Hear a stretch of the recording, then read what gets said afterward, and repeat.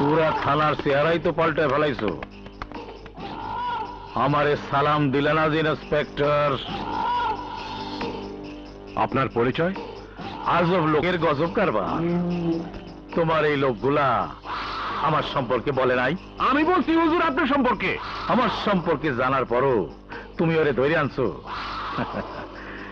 তোমার গাড়ির রগ বোধহয় একটা তেরা। আপনি ঠিকই বলেছেন। এই পোশাক যারা গায়ে পড়ে তাদের ঘাড়ের রগ একটা তেরা না হলে আপনাদের মতো শিকদারদের সোজা করা যায় না।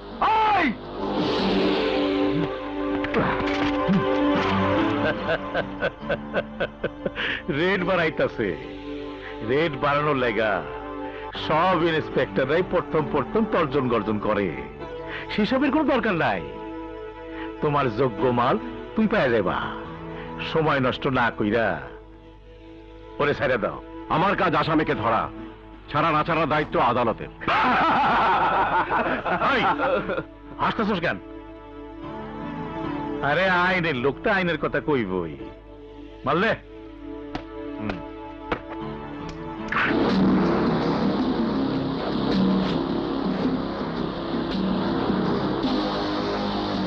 তোমার যা লাগে নিজের হাতে তুইলা নাও।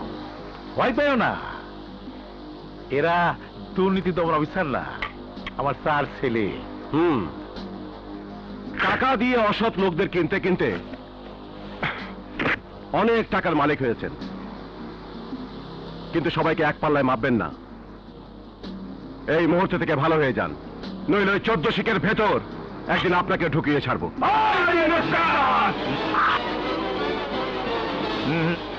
ইন্সপেক্টর, তোমার কাছে আইসি বইলা ভাইব না, তুমি বিরাট কিছু।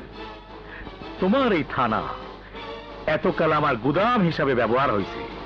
তোমার সিপাহীগুলা আমার চৌকিদারে কাম করছে, আমার আঙুলের ইশারায় উঠছে আর বইছে। আমার লোকজন যেমনি খুশি যা খুশি তাই করছে। মাঝখানে তুমি আইসা সেই কামে বাম হাত ভইরা দিছ, আমার লোকরে হাজতে পড়ছো। এইটা আমার কাছে পৃথিবীর অষ্টম আশ্চর্য মনে হইতাছে। তাই তোমার ক্ষমাটা দেখবার আইছি। বন্ধুত্ব তুমি যখন মানলা না, এইবার আমার ক্ষমতা দেখবা। অ্যাডভোকেট জি, জামিনের কাগজ দেখাও। নিন।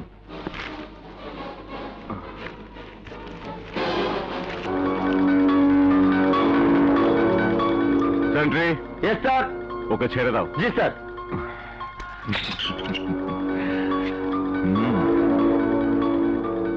ইন্সপেক্টর, ঘুঘু দেখছো, ফাঁদ দেখো নাই। এইবার দেখবা। হাতে ঘোড়া গেল তল, গাধা বলে কত জল। আইজ বুঝবা না, বুঝবা কাই। বুকসা প্রায়া পারবা গাই।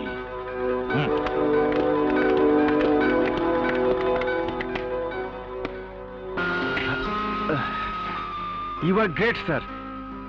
আপনি প্রথম অফিসার যাকে শিকদার টাকা দিয়ে কিনতে পারেনি।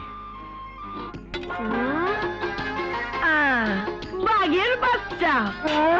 বাঘের বাচ্চা? তুই আমার বাঘের বাচ্চা খাইতে দিস? আমি না তোরে মুরগির বাচ্চা পাক করতে কইলাম। আরে না, ওসি সাহেবের কথা কইতাছি। ওসি সাহেব একটা বাঘের বাচ্চা শিকদারের লোকেরে হাজতে আটকাইছে, মুখের কথা ছাড়ে নাই। আদালতে জামিন পাইয়া তবেই ছাড়ছে। তুই এত খবর জানোস কেমনে রে? খালি আমি না, গ্রাম শুদ্ধা জানে। যে বিড়াল শিকারী হইব তার মোজ দেখলেই বোঝা যায়। আমিও প্রথম দিনই বুঝছিলাম ওসি সাহেবের বুকের পাটা বহুত বড়। এমন একটা মানুষকে যদি মনের মানুষ বানাইতে পারতাম।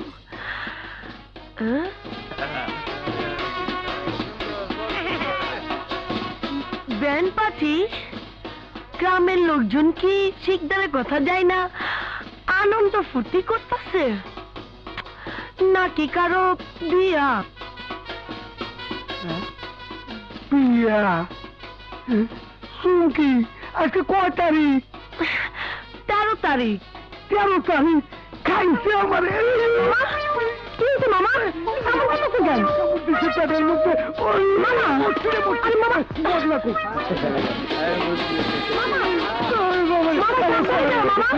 আমি পারবো তো, সাবধানে যেও।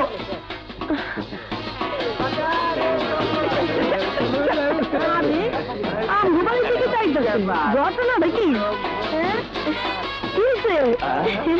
ঘটনা কি?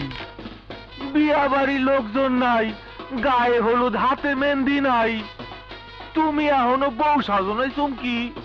বউ? এইসব কি কইতাছেন বদর চাচা? নাউজুবিল্লাহ, হবু স্বামীরে চাচা কইতে নাই। হবু স্বামী? আপনিও কি মামার মতো বোতল খাওয়া ধরছেন? আস্তাগফিরুল্লাহ।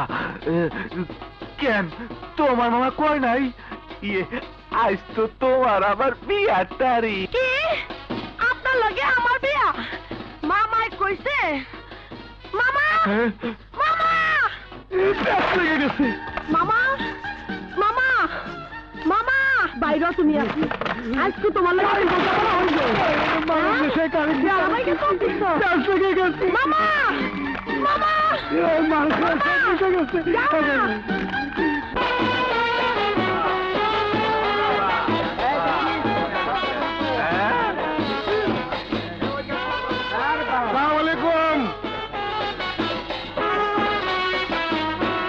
আলী, তুই এইখানে নৌসা সাইজা? হ্যাঁ, আর চুমকির সাথে আমার বিয়ে। পাগল হইছস? পাগলা কুত্তায় তোরে কামড় দিছে? আরে চুমকিরে তো আমি বিয়ে করুম। মামা বাড়ির আবদার, চুমকিরে আমি বিয়ে করুম। বাইরে বাইরে বের থেকে। তুই বাইরে এই বাড়ি থেকে। চুমকিরে আমি বিয়ে করুম। না, আমি বিয়ে করা। তাহলে তোর জম্মের মতো বিয়ে করা।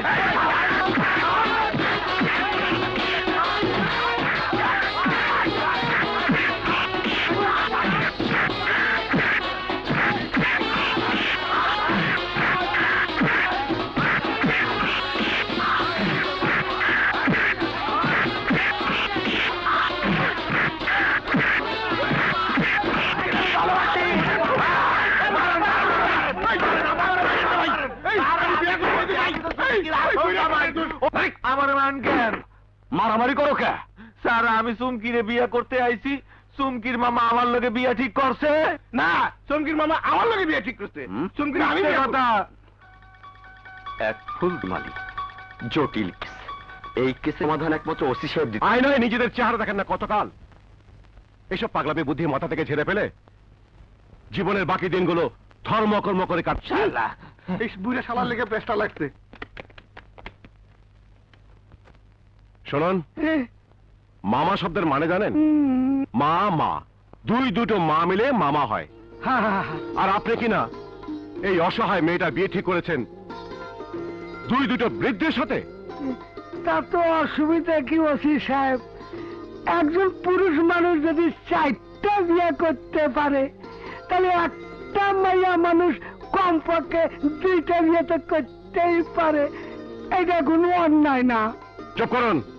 মদের নেশে আপনার জ্ঞান বুদ্ধি লোপ পেয়েছে, তাই এমন উদ্ভট কথা বলতে পারছেন। বোঝান স্যার, ওনাকে একটু ভালো করে বোঝান।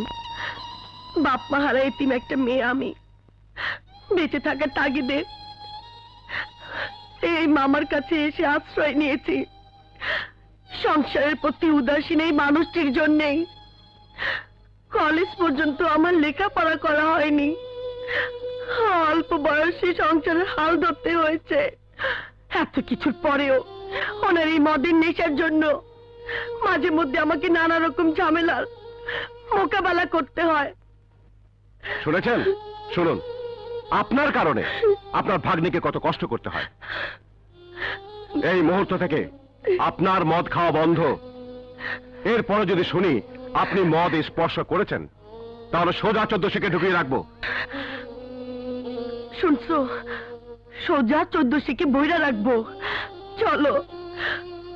আর শুনুন, বিয়ের কথা যখন ভেবেছেনই, ওকে একটা ভালো শিক্ষিত ছেলে দেখে বিয়ে দিয়ে দিন। জি স্যার, কি কইল শিক্ষিত ভালো ছেলে? হ্যাঁ, এইটাই তো। কি দাঁড়া স্যার, আপনি কি বিয়া করছেন? হুম?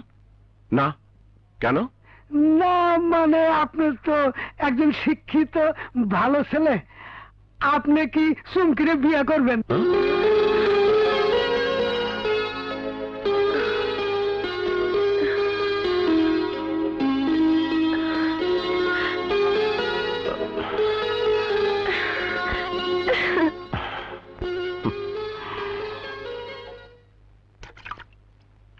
রাজু, তোমার রান্না কদ্দূর?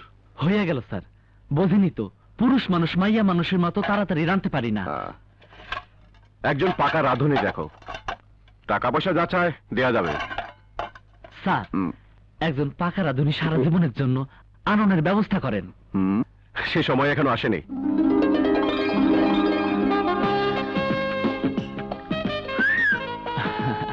হ্যাঁ? এই তো কইতে না কইতে পাকা রাঁধুনি আইয়া পড়ছে। কি ব্যাপার, কেসটা কি? পায়েস স্যারের জন্য নিজের হাতে রান্না করে আনছি। তো জানা নিজের হাতে খাওয়াইয়া আয়। জামু। ভয়ের কিছু নাই, স্যার খুব ভালো মানুষ। যা।